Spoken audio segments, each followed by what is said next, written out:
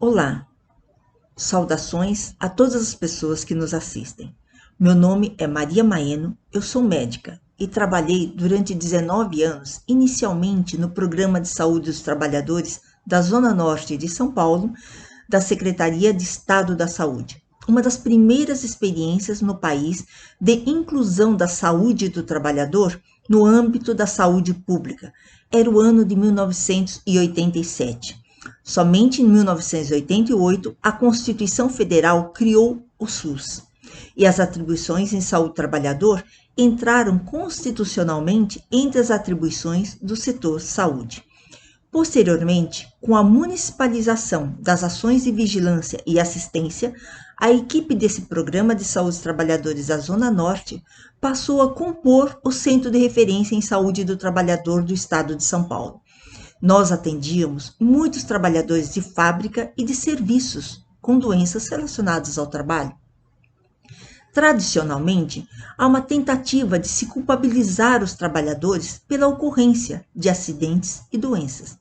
Quando ocorre um acidente, a primeira pergunta que se faz é o que ele fez de errado, quando a pergunta deveria ser o que poderia ser diferente no trabalho para que esse acidente não ocorresse.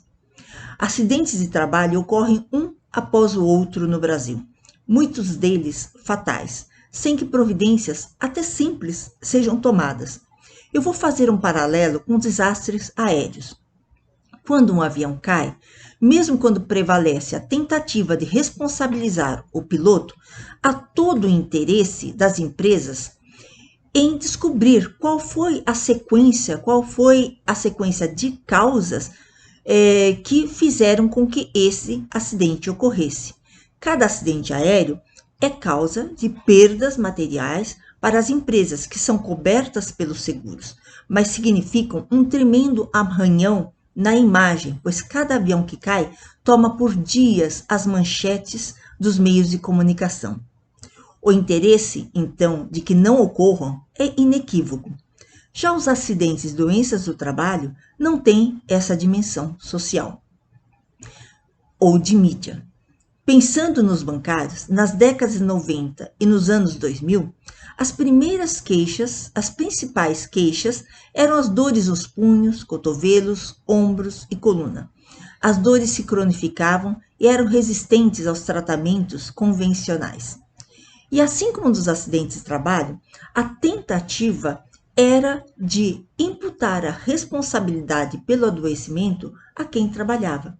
Os bancos queriam convencer todos de que aquelas dores crônicas aconteciam porque os bancários abusavam e não seguiam as orientações para realizar pausas, para sentar e posicionar seus braços corretamente, quando os móveis eram desconfortáveis e o ritmo de trabalho nem permitia interrupções, ou quando alegavam que principalmente as mulheres ficavam doentes com dores porque se ocupavam dos afazeres domésticos.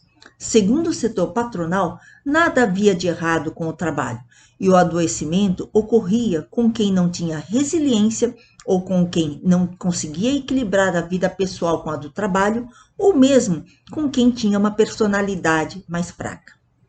Os sindicatos, juntamente com pesquisadores que estudavam os processos produtivos, os ramos econômicos e profissionais que atendiam os trabalhadores, não concordavam com essa versão das empresas e buscaram evidências que mostravam que o que causava todas aquelas dores incapacitantes era um conjunto de características do trabalho que atingia um coletivo de pessoas. Portanto, a raiz dos adoecimentos não era uma raiz de ordem individual, mas sim de ordem coletiva, isto é, os trabalhadores eram submetidos a condições que justificavam os diferentes tipos de doença.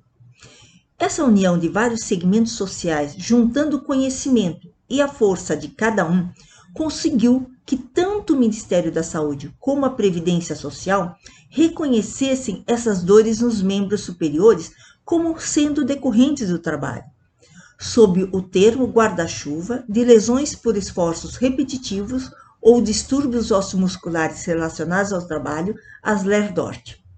Os bancários foram fundamentais para a construção de um grande movimento com a participação ativa dos sindicatos, de comissões internas de trabalhadores nos bancos, com negociações e muitas atividades para dar visibilidade ao problema. Nas agências e departamentos havia muitas atividades, como digitação, compensação de cheques, contagem manual de numerários, que exigiam a execução de movimentos muito rápidos dos dedos, que obrigavam os bancários a ficarem em posição determinada por muito tempo, prolongado, né? E todos tinham que trabalhar intensamente, sob forte pressão, para dar conta do grande volume de coisas a fazer.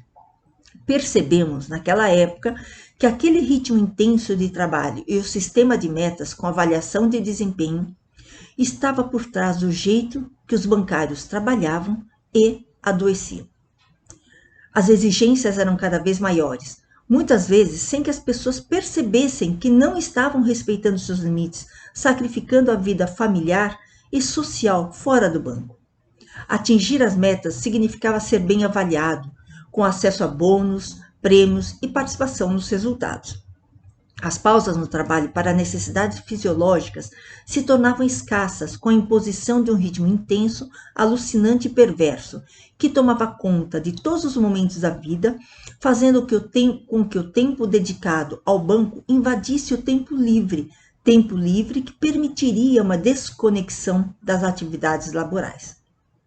Paralelamente a essa intensificação do trabalho, o contingente de trabalhadores vem diminuindo ano após ano, com demissões, com forte informatização do setor, terceirizações e segmentação da clientela, a quem vários procedimentos foram repassados. Há uma falsa premissa de que a tecnologia substitui o trabalho humano. O que de fato vem acontecendo é que os recursos tecnológicos vêm sendo usados para aumentar a produtividade das pessoas com sistemas de gestão que fundamentam a avaliação de desempenho ao alcance das metas estipuladas. Metas consideradas abusivas, o que traz impactos à saúde física e psíquica. Já na década de 90 até hoje, junto com problemas de tendinites, tenossinovites e similares, passou a ganhar visibilidade o sofrimento dos bancários, expresso em depressão, ansiedade, síndrome do pânico, alcoolismo, estresse pós-traumático, entre outros diagnósticos. Não é à toa que dados da Previdência Social há anos vêm mostrando um alto índice de afastamento de bancários por problemas musculoesqueléticos e por transtornos psíquicos. Esses adoecimentos, eu destaco, coletivos, são compatíveis com a tão estudada reestruturação do sistema bancário que se aprofundou na década de 90, com desvirtuamento da missão, em particular, dos bancos públicos. Eu me lembro de um paciente de um banco público que se orgulhava ser um bom vendedor, mas fazia questão de se recusar explicitamente a realizar vendas de produtos e campanhas a qualquer custo, atendo-se somente a vender aqueles adequados a cada cliente. Declarava que a empresa o obrigava a vender produtos totalmente inadequados às pessoas, o que feria a ética profissional dos bancários. Esse conflito ético foi frequentemente citado em tantas consultas que eu fiz ao longo de 20 anos, em entrevistas que ainda faço. Para os mais antigos, algumas exigências dos bancos são sentidas como um aviltamento. Nesse momento difícil que vivemos, não poderia deixar de falar sobre a pandemia de Covid-19, cuja gestão no Brasil é considerada desastrosa e responsável pela morte de centenas de milhares de trabalhadores brasileiros. Muitos bancários, em particular os da Caixa, mantiveram o trabalho presencial principalmente nas agências. Enfrentaram duras condições, com aglomerações de pessoas que buscavam desesperadamente o auxílio emergencial em meio a desencontros e informações do governo federal e a falhas do sistema cadastral e da informática. Sabemos que muitos bancários adoeceram e alguns morreram. Atualmente não faço atendimento médico, clínico, mas estou junto com um grupo de 27 colegas desenvolvendo uma pesquisa chamada Covid relacionada ao trabalho, que tem o objetivo de revelar a narrativa dos trabalhadores presenciais sobre suas condições de trabalho e sobre como as empresas ofereceram ou não recursos adequados. Temos como parceiros várias entidades sindicais, entre as quais a FENAI. Os dados são parciais e não se trata de um estudo epidemiológico, mas alguns dados nos chamam a atenção e coincidem com denúncias que o movimento sindical vem fazendo. Dos bancários que responderam, aproximadamente 25% disseram ter tido Covid e quase nenhum teve o reconhecimento da relação com o trabalho, seja pelas empresas, seja pelo INSS. Como sabem, esse reconhecimento, além de ter relevância coletiva para a prevenção, é importante para garantir acesso a direitos previdenciários. Quem tem esse reconhecimento pelo INSS tem direito ao auxílio acidentário durante o tempo de afastamento do trabalho, se esse ultrapassar 15 dias. Não se exige carência e isso é importante para pessoas com pouco tempo de contribuição ao INSS. Tem estabilidade de 1 ano após o retorno ao trabalho, tem direito a recolhimento do fundo de garantia durante o afastamento, tem direito a auxílio acidente, um pecúlio de 50% do salário benefício em caso de sequelas com diminuição da capacidade de trabalho. E em caso de morte, seus familiares têm direito à pensão com valor maior. Chamo a atenção para um caso de caminhoneiro que teve a relação de Covid com o trabalho, a relação reconhecida pela Justiça do Trabalho, pois a empresa não conseguiu provar que havia feito tudo o que era possível e que a Covid, então, não teria sido adquirida na viagem. E o juiz ainda disse que o simples fato do trabalhador ter saído de sua casa o expunha a um risco adicional à exposição ao vírus. Uma outra sentença judicial de ação civil pública de um sindicato dos trabalhadores do Correio também determinou a emissão de comunicação de acidente de trabalho para todos os que tivessem Covid e estivessem em trabalho presencial. As queixas dos bancários sobre proximidade física e má ventilação ambiental na nossa pesquisa foram destacadas por 50% dos bancários que não tiveram Covid e por 60% daqueles que tiveram. E um dado preocupante é que funcionários da Caixa que se infectaram se destacaram dizendo que não se afastaram do trabalho, mesmo doentes, o que é totalmente inadequado, pois pessoas infectadas infectam outras.